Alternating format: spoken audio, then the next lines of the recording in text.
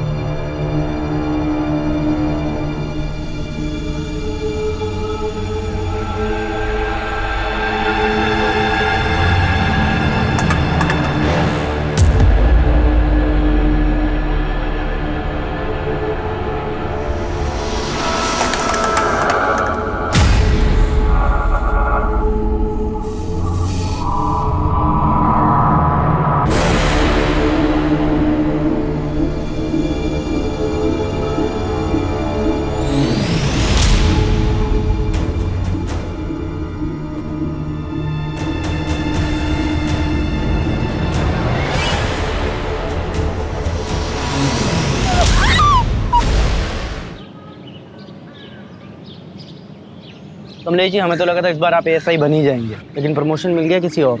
अरे भाई, जब हम पुलिस में भर्ती हुए थे ना, तभी हमको पता चल गया था ये पुलिस की नौकरी मतलब थैंकलेस काम है। हम ऐसा नहीं सोचते हैं। ये एएसआई बनने में जो है रिपोर्ट लिखने का झंझट है। हमारे लिए फील्ड का काम अच्छा है। फील्ड में जाना, लोगों की मदद करना, और उसके बाद ना हम शांति से रिटायर होना चाहते हैं और अपनी बीवी के साथ चैन की जिंदगी काटना चाहते हैं। अरे भाभी जी, बहुत लंबी उम्र है आपकी। अभी कमलेश जी आप ही के बारे में बात कर रहे थे। अच्छा, ये लीजिए आपका टिफिन। इधर रख दो। हाँ, और अंदर रख दो। काहे के लिए परेशान होती हो रोज रोज? हैं, सुबह दे दिया करो ना हमको। सुबह सुबह हम जो टिफिन देते थे आपको, वो तो आप कभी खाते ही नहीं थे। कहते थे कि ठंडा खाया नहीं जाता है, इसलिए गर्मा गर्म लेके आते हैं। तुमको भी रोज काम पे जाना होता है, इतना लंबा आती हो, थक जाती होगी। अरे चिंता मत करो, हम आपसे बहुत जवान हैं। मतलब हम बूढ़े हैं? नहीं, हमने कब कहा कि आप बूढ़े हो गए हो। आप तो हमारे गब्बर है। हम चलते हैं, तुरंत खा लीजिएगा। जी मैम। आप भी। अबे मियाँ बीवी की बातें सुनना अच्छी बात नहीं होती। आओ खाना खाते हैं। कमलेश जी, आप हो किस्मत वाले जो आपको इतना प्यार करने वाली पत्नी मिली। बेटा ट्रिक होती है, बीवी के लिए कभी कभी गिफ्ट लाया करो और बाहर ले जाया करो घुमाने के लिए। क्या मजाक मस्ती चलिए, चलने की तैयारी करो। कहाँ चलना है मनीष? मनीष सर, भूल गया? प्रमोशन हो गया है मेरा। जी सर। देख क्या रहे हो, मर्डर केस है। चलो। और चलो चलो चलो।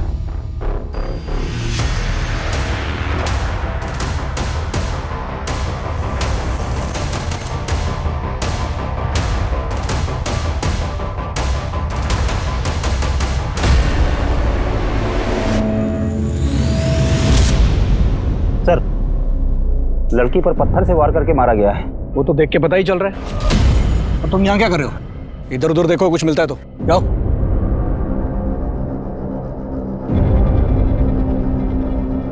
लगता है सर रेप भी हुआ है। वो तो पता चल ही रहा है, कपड़े फटे हुए हैं इसके। जी सर, मैं इधर देखता हूँ कुछ और। सर, आसपास कुछ भी काम का नहीं मिला है सर। सर जारी रखो और लड़की की पहचान जल्द से जल्द करने की कोशिश करो। सबके काम में डिसाइड करूं या फिर आपस में डिवाइड कर लोगे? हो जाएगा सर। गुड। और ये अपनी पर्सनल खर्च ना साइड में रखो, क्राइम की संजीदगी को समझो। ओके? वो लाश मिले 12 घंटे हो चुके थे, लेकिन उसकी पहचान का कोई क्लू नहीं मिला था।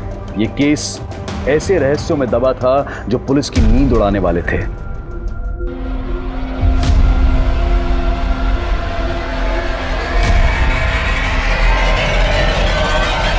Rarest of the rare rape case है सर। इसका न सिर्फ रेप किया गया है बल्कि ब्रूटली टॉर्चर भी किया गया इसको।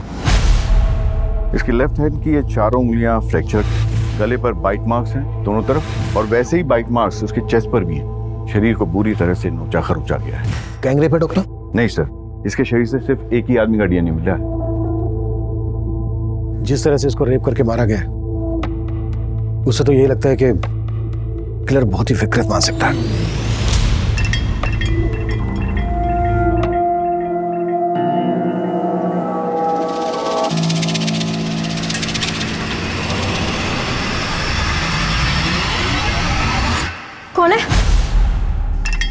डर गई क्या? हाँ? तुम पी के आए हो? अरे मैंने तो सोचा था तुम ड्यूटी पर हो गया, आज से नाइट शिफ्ट थी ना तुम्हारी। मेरे पीछे आयाशी करने से बाज नहीं आते तुम। तो तुम यही चेक करने के लिए आज रात ऑफिस ही नहीं गई? हाँ, मुझे तुम्हारी तरह जासूसी करने का कोई शौक नहीं है। अरे नाराज हो? बोला ना, पीने के बाद मुझे छुआ मत करो।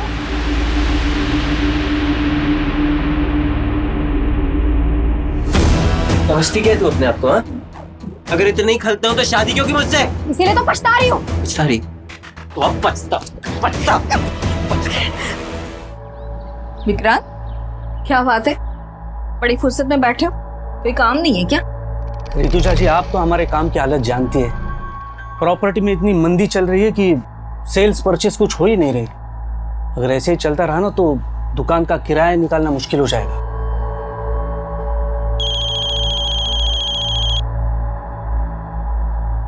हेलो मैम, आप मेरी हेल्प करने के लिए जल्दी से आ जाइए।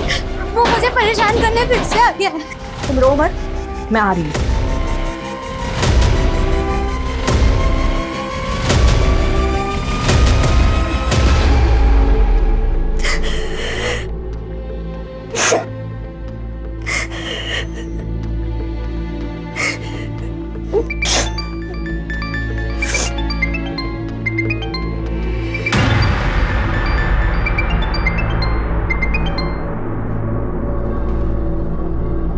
हेलो, हेलो सलोनी, बोल क्यों नहीं रही हो? पैसों का इंतजाम नहीं हुआ क्या?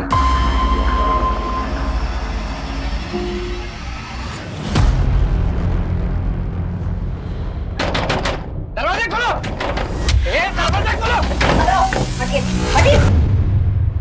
विजेता, हम हैं। ऋतुजा, खोलो।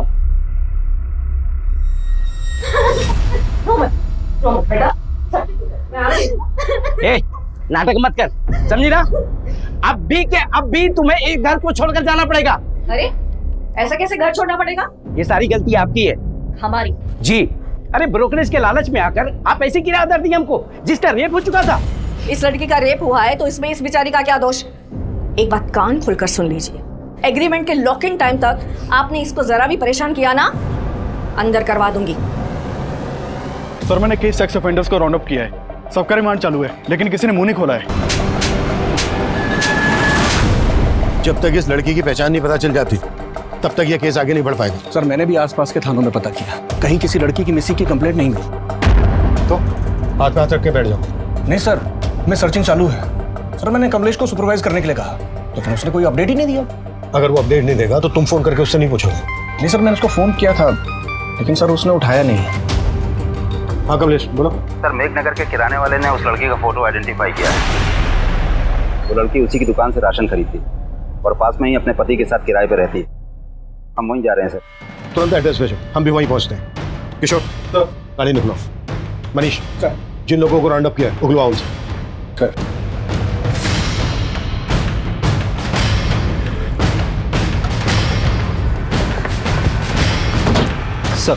सर, लड़की का नाम आरती है।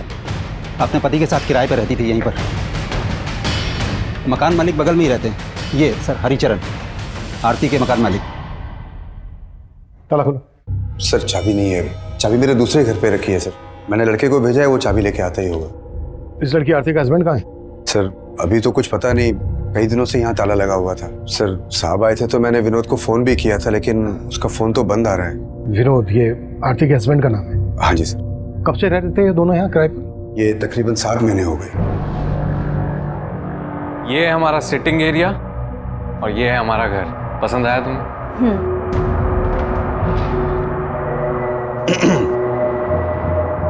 ये घर के एग्रीमेंट पेपर्स है, साइन कर लें। विनोद की पत्नी का इतनी बुरी तरह से रेप हुआ है, मर्डर हुआ है। विनोद गायब कहाँ है? उसका तो मुझे कोई आइडिया नहीं है सर। काम क्या करता था विनोद? विनोद कहता तो था कि मैं जॉब ढूंढ रहा हूँ, लेकिन वो दोनों बहुत ठाठ से रहते थे सर। देख करके कभी ऐसा लगा नहीं कि उनको कोई पैसों की कमी हो। आरती जल्दी करो, मूवी शुरू हो जाएगी। हमेशा लेट।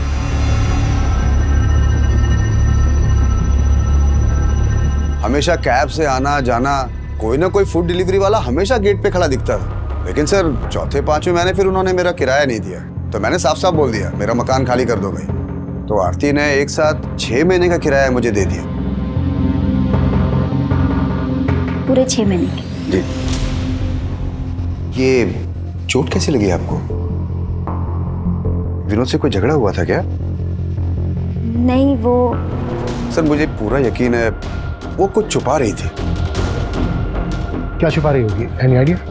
सर अब आइडिया तो नहीं है, लेकिन उनके रिश्ते अब पहले जैसे नहीं रहे थे। रोज घर से मारपीट की आवाजें आती रहती थी। मुझे पूरा यकीन है कि विनोद आरती पे हाथ उठाने लग गया था। ये कहाँ के रहने वाले थे दोनों? सर वो एग्रीमेंट जो है मेरे पास, उसमें पूरा डिटेल एड्रेस मिल जाएगा सर उनका। एग्रीमेंट से सारी डिटेल्स ले लो, एड्रेस, दोनों के फोन नंबर। सर चाबी।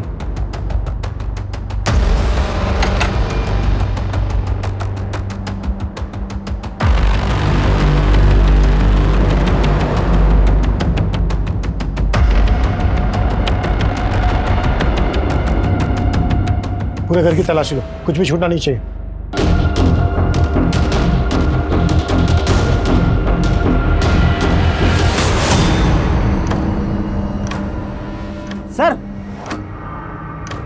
सर कहीं ऐसा तो नहीं कि आरती के पति ने उसका यहाँ पर मर्डर किया हो और फिर लाश जंगल में ले जाके डंप कर दी? लेकिन लड़की के साथ इतना ब्रूटल रेप हुआ, वो यही हुआ होगा। किशोर, ये ब्लड सैंपल फोरेंसिक को भिजवा, पता करो कि ये ब्लड आरती का ही है। गुड जॉब कमलेश, तुमने काफी जल्दी लड़की की पहचान पता कर ली। सर ये एग्रीमेंट आरती के पति विनोद के नेटिव एड्रेस। हो सकता है विनोद यहीं जाकर छुपा हो, चल के पता करते हैं। किशोर, तुम आरती और विनोद के बारे में पता करो, क्या वाकई में उनका रिश्ता इस हद तक पहुंच गया था कि विनोद ने अपनी पत्नी के साथ इतनी बुरी तरह से रेप किया, मर्डर किया, या फिर कहानी कुछ और है?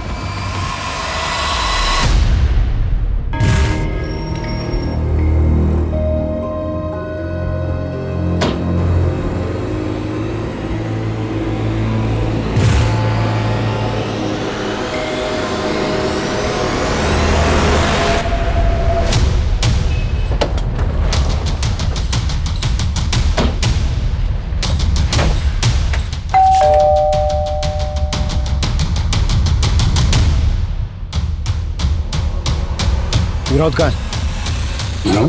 हाँ विनोद, क्या लगता है तुम्हारा? वो मेरा बेटा है साहब, पर अब वो यहाँ नहीं रहता। लेकिन आप लोग यहाँ किस लिए आए हो? तुम तो ऐसे पूछ रहे हो जैसे तुम्हें कुछ मालूम नहीं है। मेघनगर में विनोद की पत्नी आरती की लाश मिली है हमें, बुरी तरह से रेप हुआ है, उसका मर्डर हुआ है, और विनोद गायब है। कहाँ छिपा है वो? साहब हमको इस बारे में कुछ नहीं मालूम, और हम तो वैसे भी 7 महीने से विनोद से नहीं मिले। असल में विनोद और आरती भाग कर शादी किए थे, और तुम इस शादी के खिलाफ थे। कहीं ऐसा तो नहीं है किसी बात का बदला लिया आरती से? नहीं साहब, मैं बता चुका हूँ आपको कि हम नहीं जानते कि आरती और विनोद कहाँ रहते थे। आरती के घर वाले कहाँ रहते हैं? क्या हमारी बेटी के साथ? किसने किया ये सब हमारी बेटी के साथ? उस विनोद के अलावा कौन होगा पापा? शक तो हमें भी विनोद पर ही है। आप लोगों को सच में नहीं मालूम था कि वो दोनों कहाँ रह रहे थे? क्या फिर आप लोग हमसे कुछ छुपा रहे हैं? हम आपसे क्या छुपाएंगे साहब, हम तो खुद पिछले 7 महीनों से बेटे का शक्ल देखने को तरस गए थे। उसने आरती को इतना बर्ग लाया था कि हमारी बेटी यहाँ से अपनी माँ के सारे गहने, रुपए, पैसे लेके उसके साथ भाग गई थी साहब। अब जब हमारी बेटी से उसका मन भर गया होगा तो उसने उसका ये हाल किया।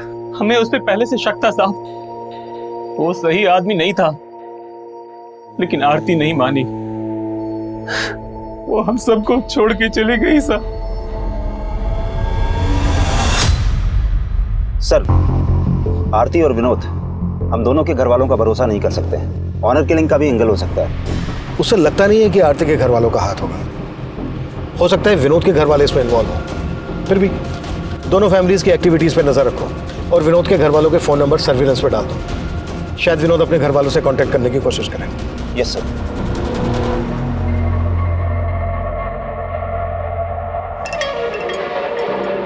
आकाश, ये तुमने ठीक नहीं किया।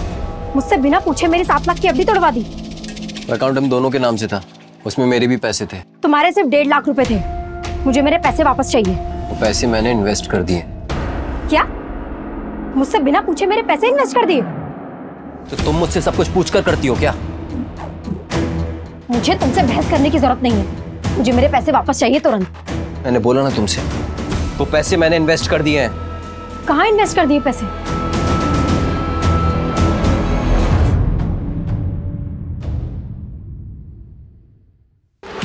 सुनो, तुम जल्दी से छुप जाओ, कहीं भी जल्दी करो, छुप जाओ।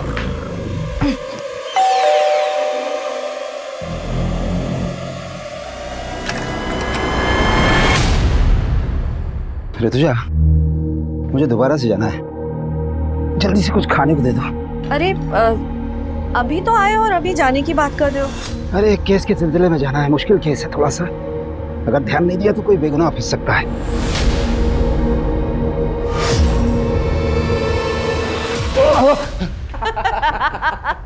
देखा मम्मी, पुलिस वाले भी डरते हैं। आप डर गए ना पापा? लेकिन अचानक हॉस्टल से तू यहाँ पर कैसे आ गया? अरे पूरे 3 महीने बाद आया है और ये मंडे फिर से चला जाएगा। हाँ वो सब तो ठीक है, लेकिन तेरी पढ़ाई ठीक चल रही है ना? पापा आप तो पढ़ाई की बात मत करो ना, हम आप ही का वेट कर रहे थे। बहुत जोरों की भूख लगी है, मम्मी खाना खिलाओ ना। चलो चलो, मुझे भी जाना है।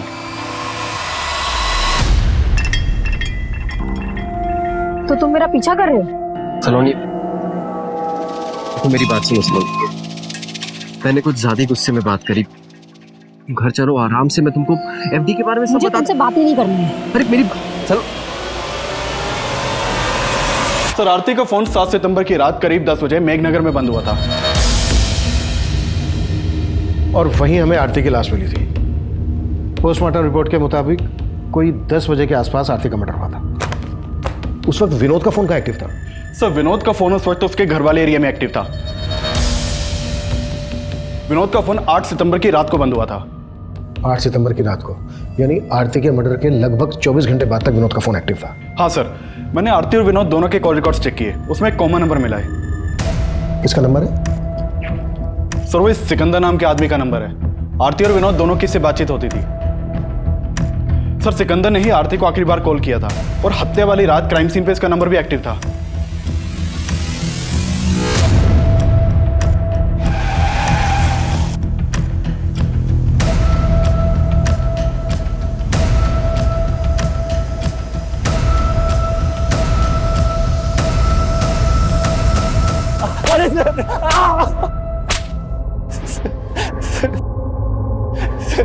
सर मैं सच कह रहा हूँ, मैंने आरती के साथ कुछ नहीं किया।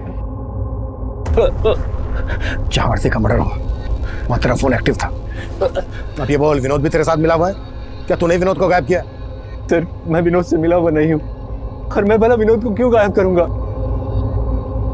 लेकिन सर, जब लास्ट टाइम मुझे विनोद मिला था तो वो आरती को लेकर बहुत परेशान था। विनोद, मैंने आरती को कल रात मेघनगर क्रॉसिंग पर ड्रॉप किया था। मैं खुद हैरान हूँ कि वो अब तक घर क्यों नहीं पहुंची। तो आरती है कहाँ? वो विनोद बहुत डरा हुआ था सर, उसके माथे पर चोट भी लगी थी। कैसे लगी थी चोट? ये तो उसने बताया नहीं, शायद कुछ छुपा रहा था। लेकिन सर, लगता है कि आरती को लेकर कोई झगड़ा हुआ होगा। ये कहानी सुना के भटका रहा है हमें। सर मैं सच बता रहा हूँ, मैंने कुछ नहीं किया। विनोद और आरती इतने फोन क्यों करते थे तुझे? सर, वो विनोद मेरे गैराज में जॉब करता था। माना, विनोद तेरे गैराज में जॉब करता था इसलिए तुझे फोन करता था, पर उसकी पत्नी आरती क्यों फोन करती थी तुझे? सर, वो भी जॉब ढूंढ रही थी पर विनोद ने ही मुझे उससे मिलवाया था। सर, ये मेरी वाइफ है आरती, ये भी जॉब करना चाहती है। आपके तो बहुत सारे कॉन्टेक्ट्स हैं ना, इसको भी कहीं पे जॉब पे लगवा दीजिए ना। वो आरती के लिए जॉब ढूंढ रहा था या फिर तेरी बुरी नजर थी उस पर? क्या किया तूने उसके साथ? सर मेरा विश्वास कीजिए, मैंने आरती के साथ कुछ नहीं किया। उस रात भी वो मुझे रास्ते पर मिल गई थी। वो घर जाने के लिए ऑटो ढूंढ रही थी तो मैंने उसे मेघनगर क्रॉसिंग पर ड्रॉप किया था। आई एम सो सॉरी आरती, मैं थोड़ा जल्दी में हूँ, मुझे सीधे निकलना है, वरना तुम्हें घर तक छोड़ दूँ। इट्स ओके सर, कोई बात नहीं। Bye.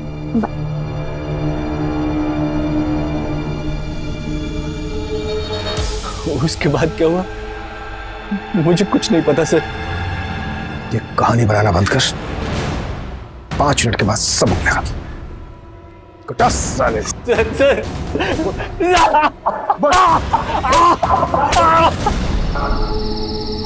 Auto auto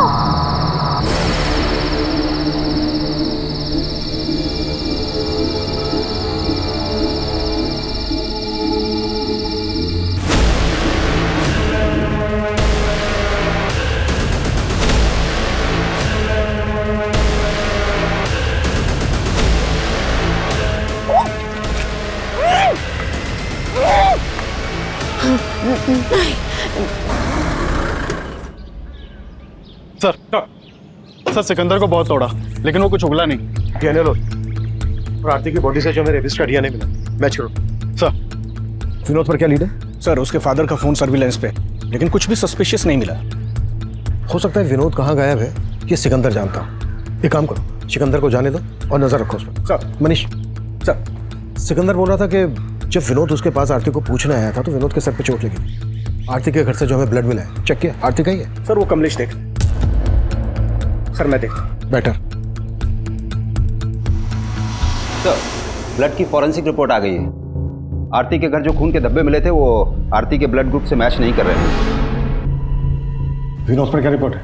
sir Vinod की तो कोई लीड नहीं मिली, लेकिन मैंने आरती के घर वालों की एक्टिविटीज चेक की। जिस दिन आरती की हत्या हुई थी उस दिन आरती के फादर और उसका भाई, इन दोनों का फोन आरती के घर वाले एरिया में एक्टिव था। यानी कि उस दिन मेघनगर आए थे और इन्होंने हमसे झूठ बोला कि इनको मालूम नहीं था आरती और विनोद कहाँ रहते। एक टीम भेजो दोनों को उठाने के लिए। सर कंट्रोल रूम से फोन आया था, जैविकपुरा में एक और लड़की की लाश मिली है।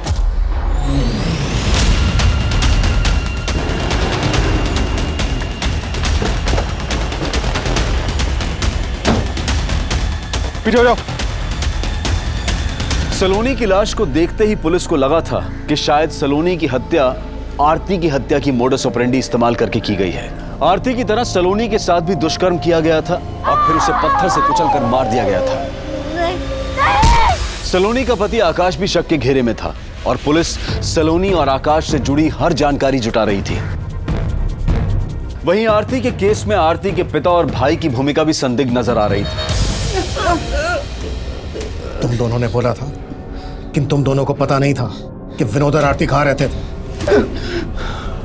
7 सितंबर को तुम दोनों मेघनगर में थे जहां आरती रहती थी।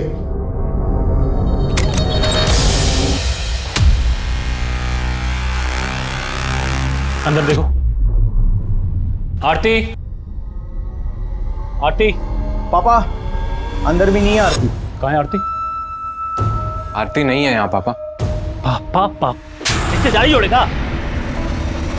मार के खत्म कर देंगे। मार देंगे। मार।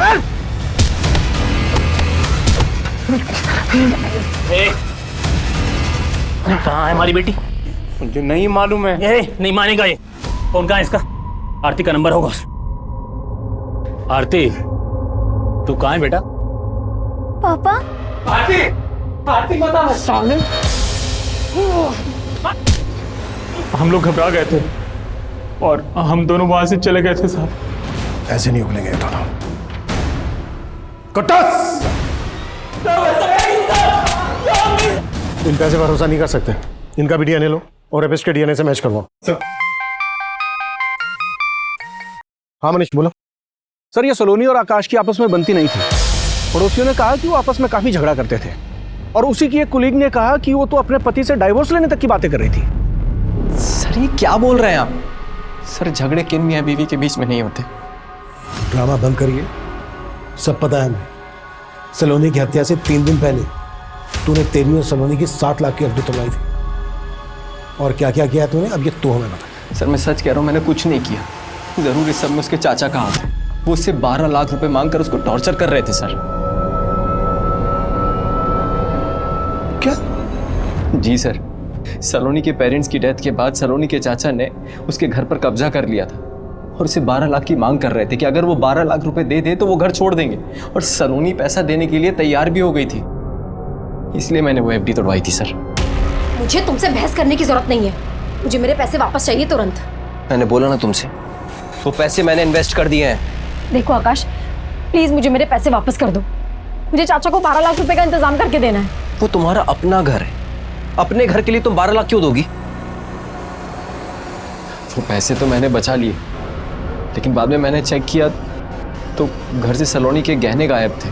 घर से सलोनी के गहने गायब और ये बात तू हमें अब बता रहा है? सर मैंने कल रात में ही चेक किया था। अरे ऋतुजा जी आइए आइए। दरअसल हम आप ही के बारे में इनसे बात कर रहे थे। अच्छा हाय विष्णु। नमस्ते, बैठिए। Nice to meet you. वैसे विक्रांत भाई आपके बारे में बड़ी तारीफ कर रहे थे। अच्छा दरअसल वो अपना दफ्तरगंज वाला एरिया है ना, वहाँ की जमीन इन्हें पसंद है, खरीदना चाहते हैं। बस इनकी एक छोटी सी डिमांड है। डिमांड? जी, और वो डिमांड सिर्फ आप ही पूरी कर सकती हैं। लेकिन आपकी डिमांड क्या है?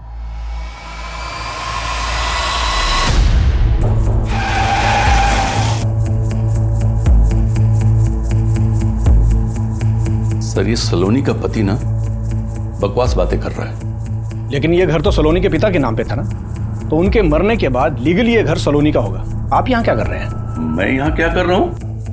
अरे हम यहाँ पे रह रहे हैं, इसका मतलब ये नहीं है कि हमने कब्जा कर लिया है। लेकिन सलोनी के ना रहने से कब्जा तो आप ही का होगा ना। सर, आपके कहने का मतलब क्या है कि हमने सलोनी का हत्या करवा दिया?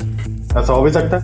वैसे सलोनी से 12 लाख किस बात के मांग रहे थे आप? सर, सलोनी के पिता की तबीयत हमेशा खराब रहती थी और उनकी बीमारी का सारा खर्च हमने उठाया था, और इसीलिए मैं सलोनी को बार बार फोन करके ये बताया करता था कि मेरे 12 लाख मुझे लौटा दो और ये घर का कब्जा ले लो, और वो तैयार भी थी मुझे पैसे देने के लिए। लेकिन उसका पति ना, मैं जानता हूं, वही उलूल जुलूल की बातें आप लोगों के कान में फूंक रहा है। उसका हिसाब हम कर लेंगे। आपको हमारे साथ चलना होगा, आपका भी डीएनए होना है। मेरा? सर, सलोनी का पोस्टमार्टम रिपोर्ट मैंने बहुत ही क्लोजली एग्जामिन किया है, और आरती और सलोनी के दोनों की हत्या में एक ही जैसी सिमिलैरिटीज हैं। जैसे सर पे पत्थर मार करके इनकी हत्या की गई, उसके अलावा लेफ्ट हैंड की चारों उंगलियां फ्रैक्चर, और फिर ये गर्दन पर बाइट मार्क्स। डॉक्टर, सलोनी की बॉडी पे जो रेपिस्ट का डीएनए मिला है, वो डीएनए आरती की बॉडी पे मिले डीएनए से मैच करता है क्या? सर, वो तो डीएनए रिपोर्ट आने के बाद ही क्लियर हो पाएगी। और मेरा मानना है सर कि दोनों का रेपिस्ट और कातिल एक ही आदमी है। वो इसलिए क्योंकि अगर आप गौर से देखें तो इन दोनों के गर्दन पे जो ये बाइट मार्क्स हैं बिल्कुल एक जैसे हैं।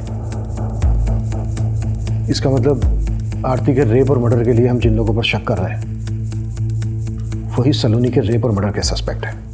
कमलेश सर, चेक करो, ये आरती और सलोनी एक दूसरे को जानती थी क्या? इन दोनों में कुछ कॉमन कनेक्शन है क्या? काफी कोशिशों के बावजूद पुलिस को सलोनी और आरती के बीच में कोई कॉमन कनेक्शन नहीं मिल रहा था, लेकिन यह साफ लग रहा था कि इन दोनों लड़कियों के साथ दुष्कर्म करने वाला और उनकी हत्या करने वाला आदमी एक ही था। देखते ही देखते इन दोनों केसेस ने पूरे क्षेत्र में हड़कंप मचा दिया। विमेन सेफ्टी को लेकर पुलिस पर सवाल उठने लगे, और इसी दौरान कुछ ऐसा हुआ जिसने पुलिस को फिर से हैरान कर दिया। कमलेश, कहां था तू? ये टाइम है आने का? रो क्यों रहा है? मनीष, क्या हुआ? ऋतुजा का कुछ पता नहीं चल रहा है यार। हमारी पत्नी कल रात से गायब कैसे? कमलेश, कुछ मालूम नहीं चल रहा है सर। रोज की तरह रात को घर पहुंचा तो ऋतुजा घर पर नहीं थी सर। नॉर्मली 6-7 बजे तक घर पहुंच जाती है। इधर हमने इंतजार किया लेकिन वो आई नहीं। फिर हमने उसके पार्टनर विक्रांत को फोन लगाया सर। विक्रांत, ऋतुजा अभी तक घर नहीं पहुंची है, तुमसे कुछ बोल के गई है क्या? वो तो शाम को 5:30-6 बजे के आसपास ही दुकान से निकल गई है। सर, रात भर ढूंढते रहे लेकिन कुछ। कमलेश, ये बात तुमने हमें रात ही क्यों नहीं बताई? सर, हमें लग रहा था कि मिल जाएगी, लेकिन अब कुछ समझ में नहीं आ रहा है सर। कमलेश, हिम्मत रखो, हम ढूंढ लेंगे तुम्हारी पत्नी ऋतुजा को। सर,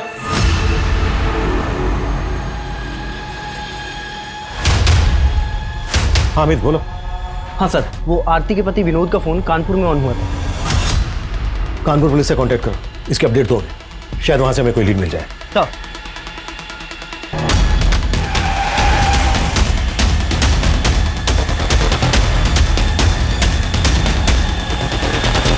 ऋतुजा जी को लेकर मैं खुद परेशान हूं सर। मुझे समझ में नहीं आ रहा कि वो कल रात घर क्यों नहीं गई। कल ऋतुजा जी कितने बजे निकली थी यहाँ से? करीब 5:30 बजे। विक्रांत, वो राजीव नगर वाला घर अगले महीने खाली हो रहा है, तो उसके लिए किराएदार ढूंढना है। हम चलते हैं, बाकी की बात सुबह करेंगे। और उन्होंने आपको बताया था कि वो कहाँ जा रही हैं? नहीं सर, बताया तो नहीं था, लेकिन मुझे तो लगा कि वो घर ही गई होंगी। आपको किसी पे शक है? शक तो नहीं है सर, लेकिन हाँ, एक बात थी जो मैं कमलेश जी को फोन पे बताना भूल गया। कैसी बात? सर, कल एक विष्णु नाम का आदमी आया था हमारा दफ्तरगंज वाला एरिया है, वहाँ की ज़मीन खरीदनी थी उसे, लेकिन उसकी एक डिमांड थी जो रितुजा जी को पसंद नहीं आई। आपकी डिमांड क्या है? एक्चुअली रितुजा जी, वो जो ज़मीन है उसके एकदम पास एक छोटी सी ज़मीन का टुकड़ा है जहाँ पे कुछ झुग्गी झोपड़ियाँ भी हैं। मैं चाहता हूँ कि वो ज़मीन का टुकड़ा हमें मिले। वो ज़मीन उन आदिवासियों की है, आपको कैसे मिल सकती है? तो उनको कुछ पैसे दे देंगे ना, इसमें कौन सी बड़ी बात है। देखिए, हमें वो ज़मीन का टुकड़ा चाहिए और हम जानते हैं कि वो काम सिर्फ आप करवा सकती हैं। वैसे भी आपके पति तो... उठ जाइए, उठ जाइए और निकलिए यहाँ से। आप बदतमीजी कर रही हैं। तो क्या हाथ उठा के बात करें? रितुजा जी ने जिस तरह उसे भगा दिया, हो सकता है उसी ने उसका बदला लिया हो। कौन था ये आदमी? इसका कुछ नाम एड्रेस मालूम है आपको? हाँ सर, बताएं। सर, कमलेश जी की बीवी रितुजा का फ़ोन कल रात हरिनगर एरिया में बंद हुआ था। कमलेश से पूछो कि हरिनगर में उसकी जान पहचान वाला कोई रहता है क्या? सर, हमने कमलेश जी से बात की है। उनका कहना है कि वहाँ उनका ऐसा कोई भी नहीं रहता जहाँ रितुजा जा सके। तो पूरे हरिनगर में अच्छे से पूछताछ करो। सर, एक तरफ हेड कांस्टेबल कमलेश की पत्नी ऋतुजा की तलाश की जा रही थी, तो विनोद को भी एक प्राइम सस्पेक्ट मानकर ढूंढा जा रहा था। दोनों क्राइम सीन्स के एरिया के आसपास मौजूद कई सीसीटीवी फुटेजेस को लगातार खंगाला जा रहा था। वहीं ऋतुजा के पार्टनर विक्रांत के बयान के आधार पर अब विष्णु बिष्ट को भी तलब किया गया। सर, रितुजा जी ने जब मना किया तो मैंने बात वहीं खत्म कर दी। बात खत्म नहीं हुई। रितुजा ने जलील करके निकाला था तुझे, पूरा तो लगाओ। सर, लगा था, लेकिन मैं वहां पे अपनी मर्जी से नहीं गया था। मुझे विक्रांत ने फोन करके बुलाया था। विक्रांत ने? जी। उन्होंने कहा था कि रितुजा मेरा काम करवा देगी, लेकिन उसने तो उसके मुंह के सामने ही मना कर दिया। फिर मैं वहां से चला गया। सर, हरिनगर के जंगल में कमलेश की बीवी रितुजा की लाश मिली है।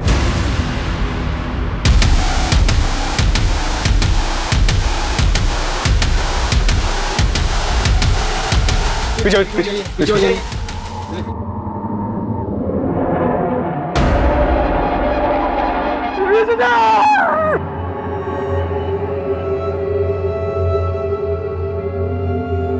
हमने कब कहा कि आप बूढ़े हो गए हो? आप तो हमारे गब्बर है।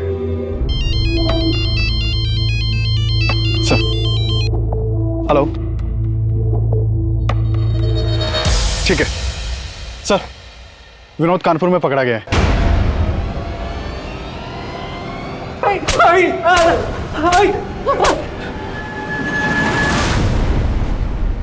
सर, मैं आरती से बहुत प्यार करता था।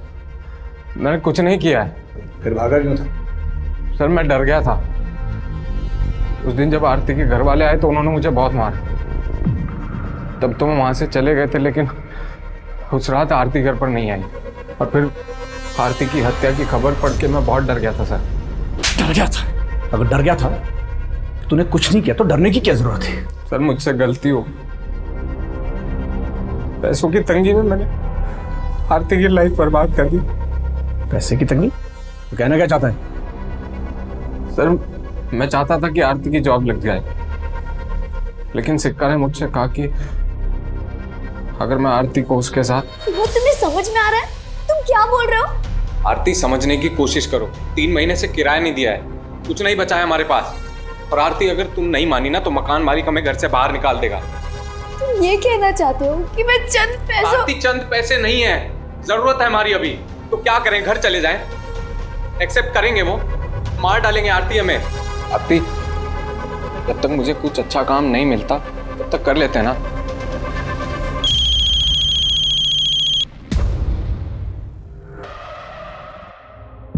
हेलो आरती, तू कहाँ है बेटा? पापा। आरती, आरती बता साले।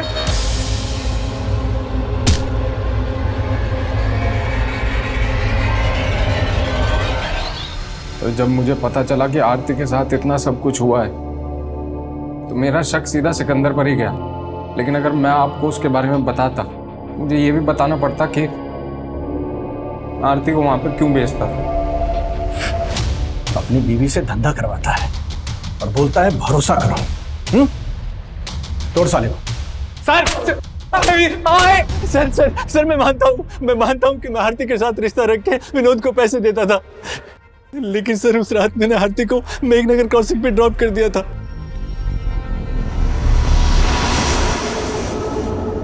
उसके बाद आरती के साथ क्या हुआ मुझे सच में कुछ नहीं मालूम सर।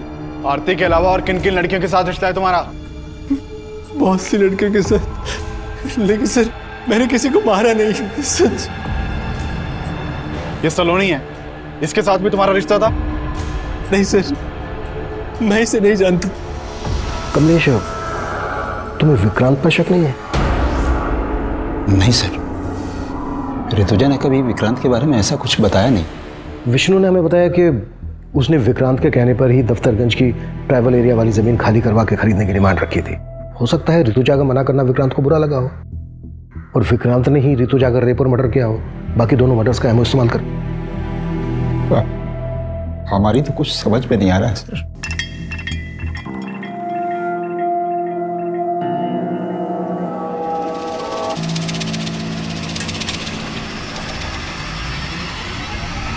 सर मैंने दोनों क्राइम सीन के आसपास की सीसीटीवी फुटेज चेक की, उसमें एक कॉमन आदमी नजर आया है। ये देखिए सर, ये आदमी मेघनगर में आरती के पीछे जाता हुआ दिख रहा है और जैविकपुरा में सलोनी के पीछे। है कौन ये आदमी? सर खबरियों से पता लगवाया मैंने, ये एक चरसी है, नशे के लिए चोरी लूट करता है, हमने इसे उठवा लिया है।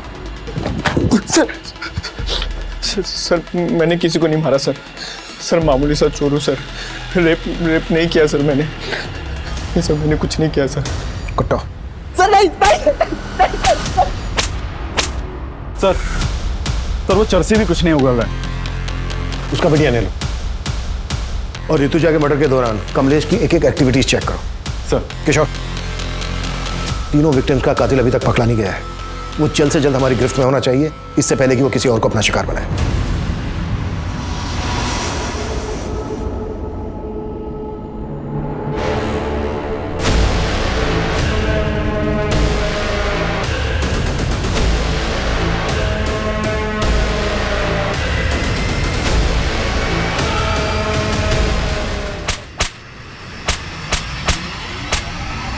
सर वो दोनों लड़के को सर मैंने ही मारा है सर। लेकिन तीसरा मर्डर मैंने नहीं किया सर। सर नशा करने के बाद मुझे पता नहीं चलता है सर मैं क्या कर रहा हूँ क्या नहीं कर रहा। कुत्ता साले। नहीं सर, सर आप कहना क्या चाहते हैं? हमने वो मर्डर? हाँ यही कह रहा हूं मैं, वो मर्डर तुम ही ने किया। सर ऋतुजा हमारी बीवी थी, आप जैसा सोच रहे हैं वो गलत है। पिछले 25 सालों से पुलिस की नौकरी कर रहे हैं, आज तक वर्दी पर दाग नहीं आने दिया है। कमलेश ये किताबी बातें बंद कराओ। तो आप भी फैक्ट रखिए ना सर। हमें फंसाने की साजिश हो रही है सर। कैसे साजिश? जो भी कहना चाह रहे हो खुल के बोलो। हम कुछ नहीं कहना चाहते सर। अगर आपको लगता है कि हम कातिल हैं तो प्रूव करके दिखाइए।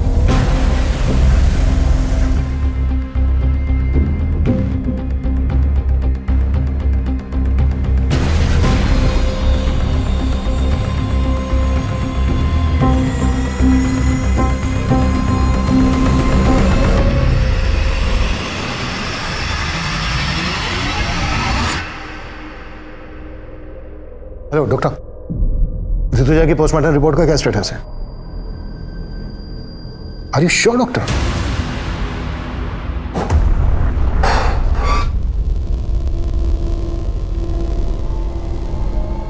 सर क्या है ये सब?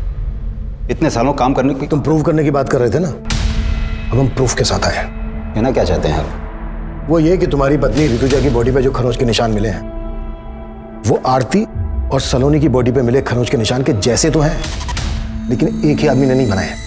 हाँ, कुछ समझा नहीं। ऋतुजा की बॉडी पर खरोंच के निशान पर्पसली बनाए गए। आरती और सलोनी की बॉडी पर जो खरोंच के निशान मिले हैं वो तब बने जब वो जिंदा थी।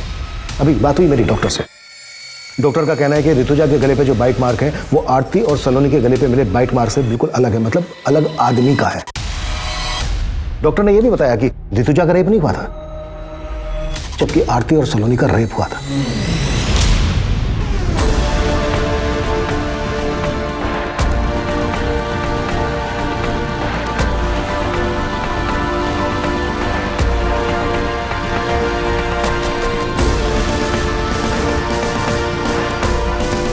आरती और सलोनी के केस का एमओ ऋतुजा के मर्डर करने के लिए इस्तेमाल किया गया है।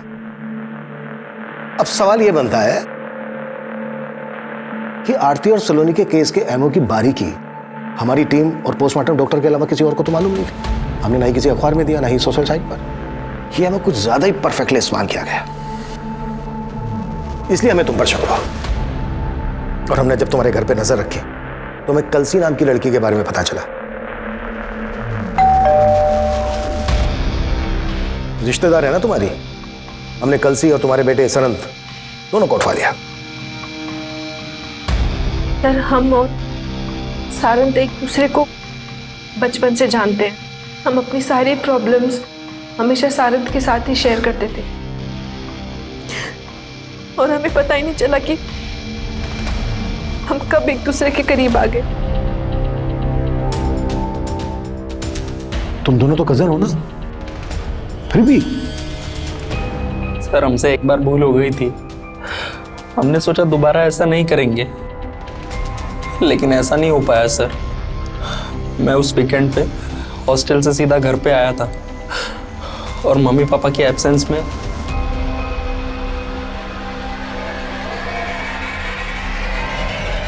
सारंग, बेशरम, शर्म नहीं आई तुझे? हाँ, कजिन हो तुम उसकी, बड़ी बहन हो।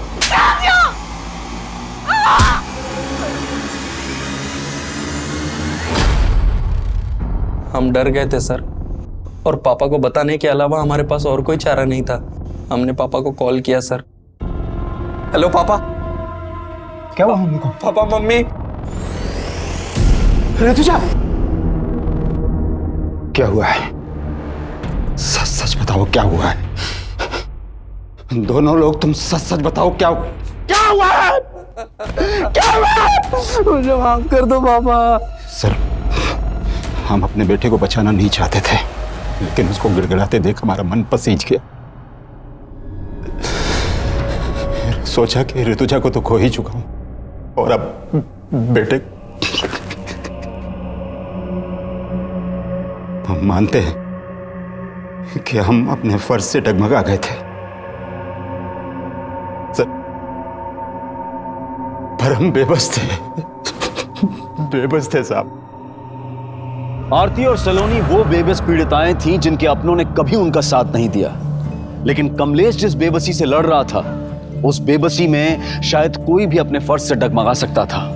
लेकिन ऐसी स्थिति में जब सही और गलत का तराजू हमें ऐसे असमंजस में डाल रहा हो, तो हमारे फैसले का पलड़ा सच और सही की तरफ झुकना चाहिए। क्योंकि झूठ और गलत को जितना भी छिपाने की कोशिश की जाए, वो एक ना एक दिन सामने आ ही जाएगा। देखते हैं हमारे आज के एपिसोड की दूसरी कहानी। देश को आजाद हुए 73 साल हो गए, लेकिन फिर भी रोज सुबह अखबारों में महिलाओं से जुड़े अपराध की डरावनी और चौंकाने वाली खबरें पढ़ने को मिलती हैं। लड़कियां अपने हक, अपनी आजादी की लड़ाई देश की आजादी के बाद भी लड़ रही हैं। जैसे जंगल में अपने शिकार को दबोचने के लिए जंगली जानवर उसके पीछे भागते हैं, कुछ वैसा ही दृश्य था यहाँ। आखिर कौन थी ये लड़की और कौन थे वो लोग, और क्यों उन्होंने इस लड़की को इतनी बेरहम मौत दी? इसके पीछे का सच और हमारे समाज की मानसिकता को समझने के लिए हमें 2 साल पीछे जाना होगा। ये कहानी है 2 बहनों की, प्रिया और चित्रा।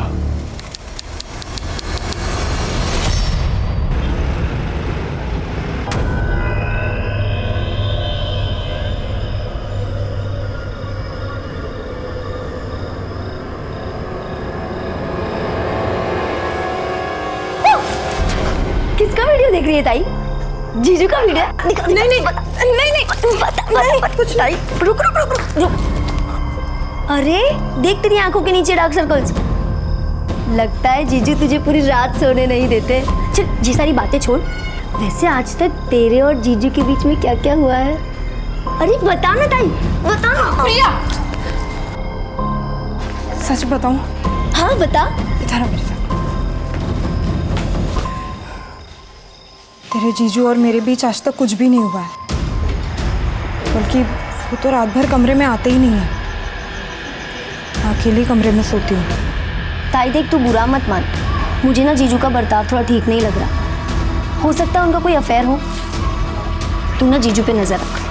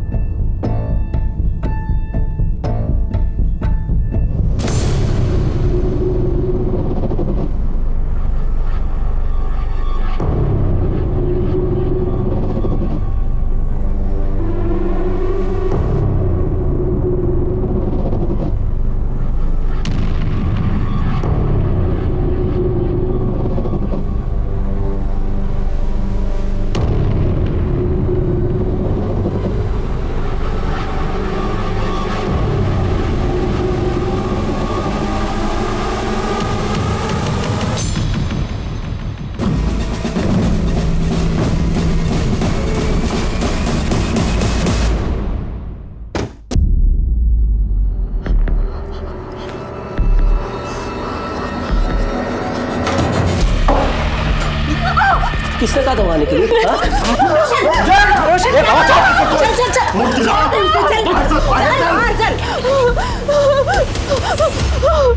शांत हो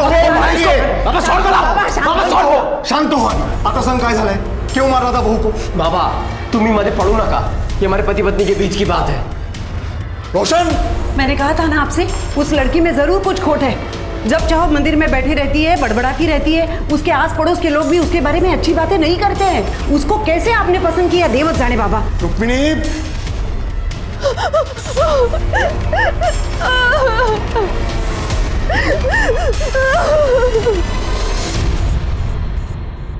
वहिनी भाजी आणली बाजारातून भाजी आणली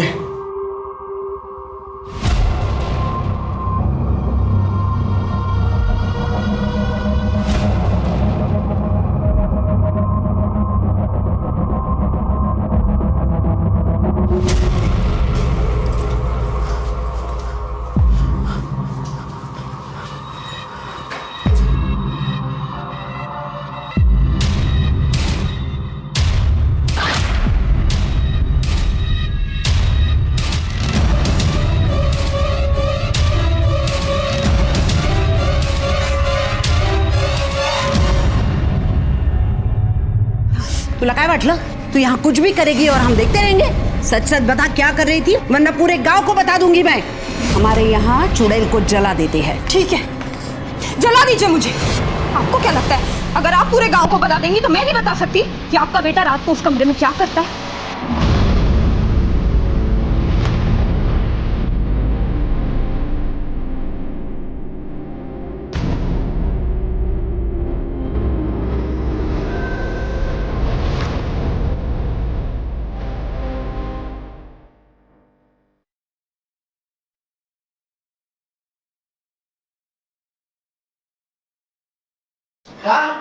चित्रा कहाँ है तू चित्रा कहाँ है थी शमशान में तुझे अगर किसी ने ऐसा देख लिया ना तो लोग क्या करेंगे कल इसके ससुराल वाले इसे ले जाने आएंगे तब क्या करेंगे हम लोग बाबा मैं कहीं नहीं जाऊंगी नहीं रहूंगी बेटा मेरी बात सुन आइक वहां से बेटा किसी को नहीं छोड़ूंगी सबको सबक सिखाऊंगी क्या कर रहे हो आप मगज पसंद बोल तो तुझे कळत नहीं का तेरी शादी में कितना खर्चा हुआ मालूम है तुझे दहेज में कितना पैसा दिया मालूम है तुझे को मेरे सर पर कितना कर्जा हुआ है कम से कम इस बात का तो लिहाज कर सुन प्रिया की शादी होनी है अगर तू ऐसा करेंगे तो उसकी शादी कैसे हो पाएगी आप दोनों समझ क्यों नहीं रहे हो नहीं जाना मुझे वहां वो रोशन बिल्कुल अच्छा लड़का नहीं है मैं खुश नहीं हूँ वहां मैं नहीं जाऊंगी चित्रा चित्रा आओ वो कृष्णा जी और रुक्मिणी जी को बुला लो हो आता तेच केलं पाहिजे कारण चित्रा काय ऐकत नाही आपलं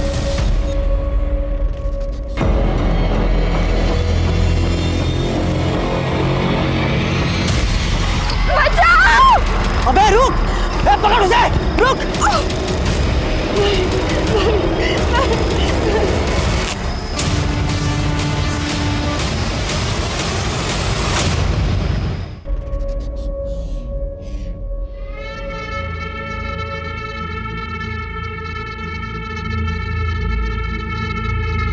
चित्रा बेटी चित्रा बेटी मेरी बात सुनो अब गुस्सा छोड़ दो छोड़ दो मुझे छूना नहीं क्या हुआ चित्रा बेटा सुनो छोड़ो मुझे क्या कर रही हो तुम क्या कर रही हो तुम चित्रा ये क्या है ये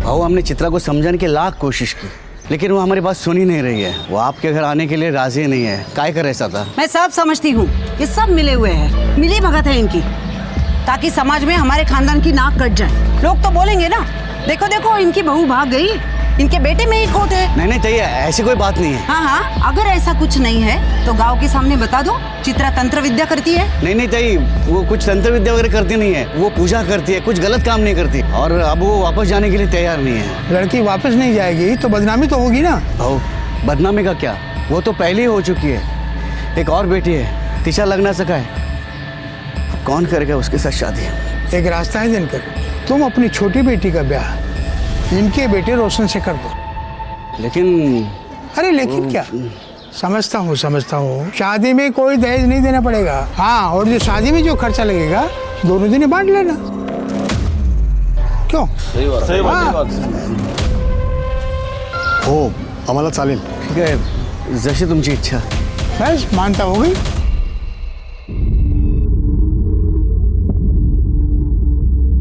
प्रिया, तू सच में रोशन से शादी करने जा रही है? प्रिया मेरी बात सुन, रोशन अच्छा लड़का नहीं है, तू वहां खुश नहीं रहेगी. वो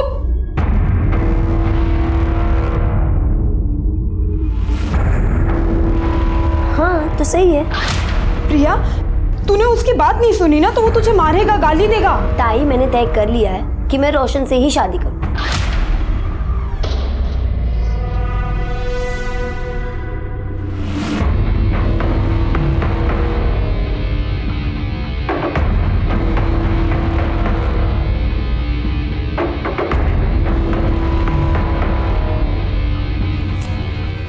क्या कर रही है तू? चुप रह. और ऐसे रोज एक चुटकी बबूल पानी में मिलाकर पीना. हाँ, इससे वो तुझे मार नहीं पाएगा. क्या बोल रही है ताई? हंसती क्या है? हाँ, जो कह रही हूँ ना वो सुन. और ये रख. ठीक है ताई. हंसती है.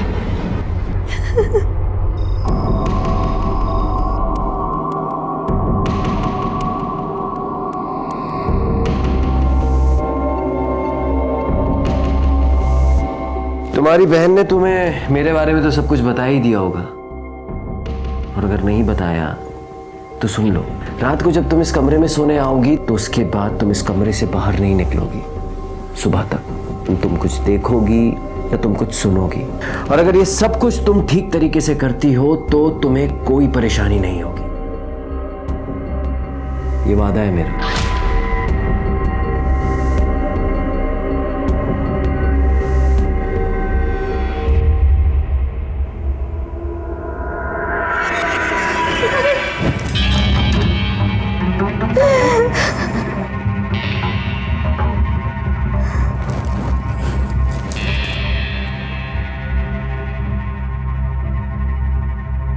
चिंता मत करो, मैं कल भी तुम्हारी थी, आज भी तुम्हारी हूँ और कल भी तुम्हारी ही रहूंगी.